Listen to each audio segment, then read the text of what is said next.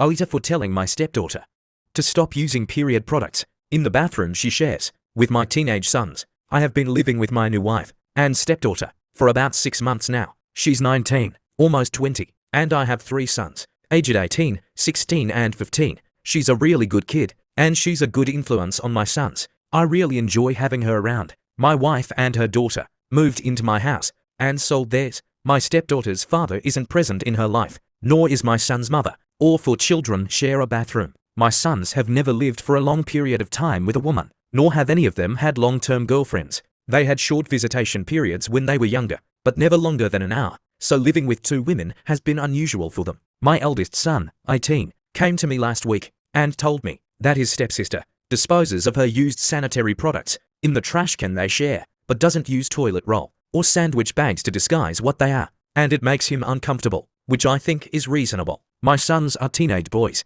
and don't want to see their stepsister's period products on full display. A few nights ago, I went into the kitchen to grab a snack, and she was there, doing some work for university. My wife had mentioned that she knew she was on her period, so I took it as an opportunity to have a word with her, told her my sons were uncomfortable, and asked her if she'd mind putting her used products in diaper bags or flushing them down the toilet. She laughed and told me it was rich coming from a man who sheds like a gorilla and has produced 3 skid-marking sons, which I thought was just an unnecessary attack. I've been nothing but nice to the girl, and it's hardly a comparison. My sons shouldn't be subjected to her unhygienic products if it makes them uncomfortable. She went on to lecture me about how tampons can't be flushed, and that it's bad for the environment if she uses diaper bags for everyone, which I think is just an excuse. I called her a scruff and told her that this was my house, and that what I say goes. I later asked my wife if she could have a word with her, and she told me I was being ridiculous, and that her daughter has had her period for 10 years